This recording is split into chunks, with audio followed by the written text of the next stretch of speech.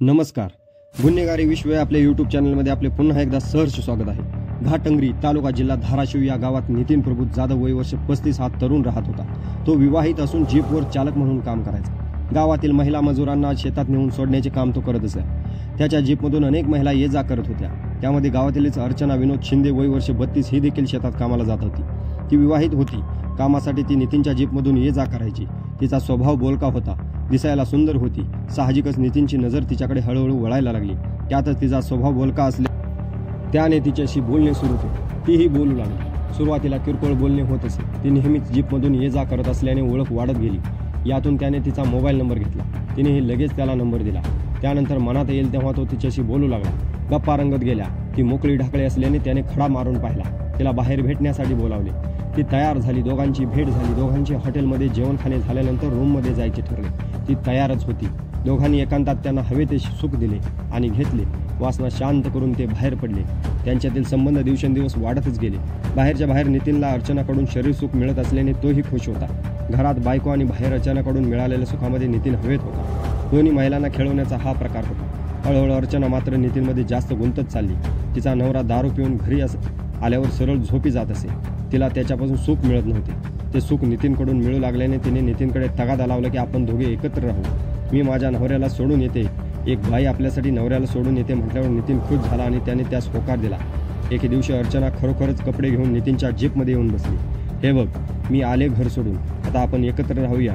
तसे पाहिले तर नितीन हा आपल्या बायकोला सोडायला तयार नव्हता आणि अर्चनाला घरात घेणे शक्य नव्हते. म्हणून त्याने ठरवले की बार्शी येथे एक घर घेऊन राहायचे. बायकोही आपली राहील आणि अर्चनासुद्धा आपलीच होईल. या विचाराने त्याने बार्शी येथून अलीपूर रोडवर एक घर भाड्याने घेतले. तेथे अर्चनाला ठेवले. तिला भेटण्यासाठी तो 3-4 दिवसातून जायचा. ते आनंदात राहू लागली. पण नितीन हा आपल्याकडे कायमच राहत नसल्याने तिला त्याची खंत वाटू लागली. आपण लग्न केले तर नितीन आपल्याकडे कायमचा राहायला येईल असे अर्चनाला वाटू लागले. त्यामुळे गेल्या महिन्यापासून तगादा लावायला सुरुवात केली. तू मला तुझ्या घरी घेऊन चल. आपण दोघे पती पत्नीप्रमाणे राहू. मी माझ्या पतीला सोडून आले आहे. तूही तुझ्या बायकोला सोडून ये. पण नितीन त्यास तयार नव्हता. त्यामुळे दोघात भांडणे होऊ लागली. एके दिवशी तिने सरळ सरळ धमकीच दिली. तू मला घरी घेऊन जाणार आहेस की नाही? तेव्हा नितीन म्हणाला, अगं तू आपल्या नवऱ्याला सोडून आले आहेस आणि माझ्याबरोबर राहू लागलीस तर गावात चर्चा होईल, बदनामी होईल. माझेही लग्न झाले आहे. माझी पत्नी मला सोडून जाईल. त्यापेक्षा तू इथेच राहा की. त्यावर अर्चना म्हणाली, तू जर मला घरी नेले नाहीस तर मी तुझ्या नावाने चिठ्ठी लिहून आत्महत्या करेन. मग पोलीस तुला अटक करून तुरुंगात जाशील. असं होण्यापेक्षा मला घरी घेऊन चल.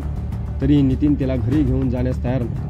दिनांक 10 जानेवारी 2025 रोजी नितीन तिला भेटायला गेला होता. तेव्हा तिने शरीर सुख देण्यास नकार दिला.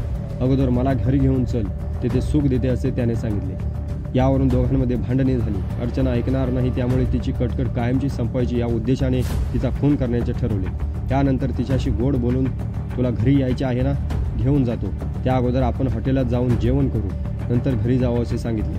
ती तयार झाली. तिला अलीपूर रोडवरील एका शेतात नेले. थोडे शरीर सुख घेतले. ती खुश झाली. त्यानंतर तिच्या स्कारपणे तिचा गळा आवळला. तिचा मृतदेह तेथेच चाकून काही घडलेच नाही असे वागत तो परतला. गावात काम करू लागला. या घटनेला बरेच दिवस झाल्याने नितीन जाधव बिनधास्तपणे वागत होता. पण तसे झाले नव्हते. एक दिवस बार्शी पोलीस चौकशी करत करत अलीपूर रोड परिसरात आले. त्यांना मिळालेले माहितीवरून ते त्या घरमालकाकडे गेले. पोलीस दारात आल्याने पाहून घरमालकी धास्तावला. त्याने विचारले, साहेब काय झाले? तुमचा या ठिकाणी राहणारा भाडेकरू कुठे आहे? असे विचारताच घरमालकानेही सांगितले, साहेब गेले 3-4 दिवस ती बाई कुठे दिसत नाही. ती काही इथली नाही. ती मूळची घाटंगरीची आहे. बरं, मग तिचं पूर्ण नाव, गाव, पत्ता आहे की नाही तुमच्याकडे? ती एकटीच राहत होती का आणखी कोणी राहत होते तिच्या समेत? साहेब तिचं नाव अर्चना असं काहीतरी होतं. पण ती मूळची घाटंगरी तालुका धाराशिव येथील असल्याची माहिती आहे. साहेब गेल्या 3 महिन्यापासून आमच्या इथे एकटीच राहत होती. पण तिला भेटायला 4-5 दिवसातून एक पुरुष मात्र यायचा. शुक्रवार दिनांक 10 जानेवारी 2025 रोजी अलीपूर रोडकडे गेली. पण त्यानंतर ती परत आलीच नाही. घरमालकाकडे फारशी माहिती मिळाली नव्हती. पण या ठिकाणी राहणारी बेपत्ता आहे आणि ती मूळची धाराशिव जिल्ह्यातील घाटंगरीची आहे ही माहिती पोलिसांना पुरेशी होती. त्यांची यंत्रणा कामाला लागली. रविवार दिनांक 26 जानेवारी 2025चा दिवस प्रजासत्ताक दिन असल्याने पोलिसांनी सकाळी ध्वजारोहणाचा कार्यक्रम केला. कोठेही अनुचित प्रकार घडू नये म्हणून बार्शी शहर पोलीस ठाण्याच्या अधिकाऱ्यांनी चोख बंदोबस्त ठेवला होता. आजचा दिवस तरी कोणती तक्रार अथवा अनुचित माहिती मिळणार नाही अशी त्यांना अपेक्षा होती. परंतु 4 वाजता एक माहिती आली की अलीपूर रोडवरील असलेल्या एका ज्वारीच्या शेतात महिलेचा मृतदेह पडला आहे. माहिती मिळताच पोलीस त्या ठिकाणी धावले.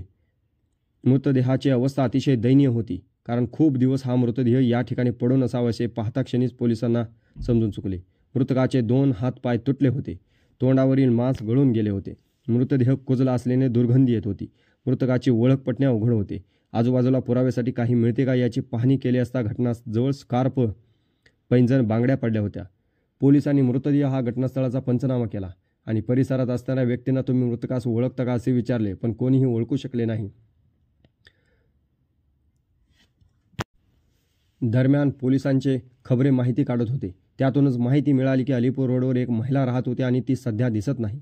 पोलिसांनी अलीपूर रोडवर ज्या ठिकाणी ती महिला राहत होती तिथे चौकशी केली असता ती महिला दिनांक 10 जानेवारीपासून बेपत्ता आहे. ती घाटंगरी येथील असल्याची माहिती मिळाली. पोलिसांनी लगेच धाराशिव ग्रामीण पोलीस स्टेशनमध्ये चौकशी केली असता एका महिलेची मिसिंगची नोंद असल्याचे त्यांना समजून आले. त्या महिलेचे नाव अर्चना शिंदे, राहणार घाटंगरी असून ती विवाहित आहे. ती घरातून बेपत्ता झाल्यानंतर तिच्या नवऱ्याने म्हणजेच विनोद शिंदे याने मिसिंग तक्रार केली होती.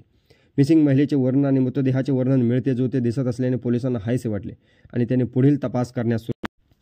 पोलिसांनी घाटंगरी येथे आपले खबरी सोडले. त्यांनी माहिती घेतली असता ती महिला मजुरी करत होती आणि मजुरीच्या ठिकाणी जाण्यासाठी ठराविक जीपमधून ती जात असे. त्या जीप चालकाबरोबर ती नेहमी बोलत असताना लोकांनी पाहिले होते.